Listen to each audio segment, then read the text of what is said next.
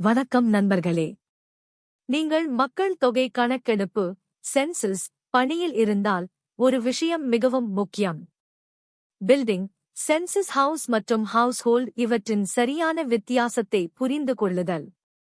ஏனெனில் இங்கே தவறு நடந்தால் முழு தரவும் டேட்டா தவறாகிவிடும். அதனால் இன்று இந்த வீடியோவில் இந்த மூன்றையும் மிகவும் எளிய முறையில் புரிந்து கொள்வோம். முதலில் பில்டிங் கட்டிடம் பற்றி பார்ப்போம்.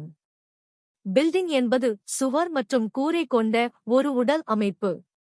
உதாரணங்கள்: ஒரு வீடு, அபார்ட்மெண்ட், பள்ளி அல்லது அலுவலகம், கடை கட்டிடம். நினைவில் கொள்ள வேண்டியது: ஒரியில் பல சென்சஸ்கள் இருக்கலாம். சென்சஸ் ஹவுஸ் என்றால் என்ன? சென்சஸ் ஹவுஸ் என்பது இன் ஒரு பகுதி. அதற்கு தனியான நுழைவு வாயில் செப்பரேட் என்ட்ரன்ஸ் இருக்கும். உதாரணங்கள்: ஒரு ஃபிளாட், ஒரு கடை, தனி கதவு கொண்ட ஒரு அறை. முக்கியம்: ஒரியில் பல சென்சஸ்கள் இருக்கலாம். ஒவ்வொரு சென்சஸும் தனித்தனியாக கணக்கிடப்படும். இப்போது முக்கியமானது ஹவுஸ்ஹோல்ட் குடும்பம். ஹவுஸ்ஹோல்ட் என்பது ஒரே இடத்தில் வசிக்கும் மக்களின் குழு. அவர்கள் ஒரே சமையலறையில் உணவு தயாரிப்பவர்கள்.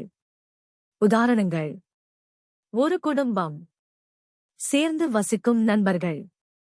ஒரே ஒரு நபர், அவரும் ஒரு ஹவுஸ்ஹோல்ட் தான். கவனிக்கவும்: ஒரு சென்சஸில் ஒரு அல்லது அதற்கு மேற்பட்ட கள் இருக்கலாம். ஒரு உதாரணம் பார்க்கலாம். ஒரு பெரிய அபார்ட்மெண்ட் கட்டிடம் உள்ளது, அது பில்டிங். அதில் 10 ஃபிளாட்கள் உள்ளன, அவை சென்சஸ்கள்.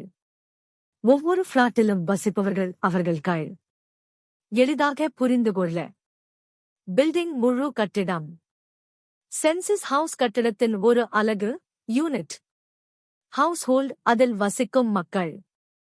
எளிய ட்ரிக்: பில்டிங் என்பது சுவர், சென்சஸ் ஹவுஸ் என்பது யூனிட், ஹவுஸ்ஹோல்ட் என்பது குடும்பம். இந்த வீடியோ உங்களுக்கு பயனுள்ளதாக இருந்தால் லைக் செய்யுங்கள். உங்கள் சக சூப்பர்வைசர்ஸ் மற்றும் எனுமரேட்டர்ஸ் உடன் ஷேர் செய்யுங்கள். இதேபோன்ற எளிய சென்சஸ் வீடியோக்களுக்கு சேனலை சப்ஸ்கிரைப் செய்ய மறக்காதீர்கள். நன்றி.